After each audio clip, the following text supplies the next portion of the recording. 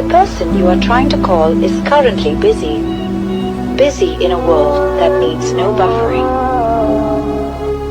കാലം എന്ന അരസീനു മുന്നിൽ കഥയും കവിതയും കലയും മറന്ന എന്നെ ഒരു ചെറുകുളിരായി ആത്മാവിൽ പെയ്തുണർത്തിയ നിന്നെ ഞാൻ എന്ത് വിളിക്കേണ്ടു?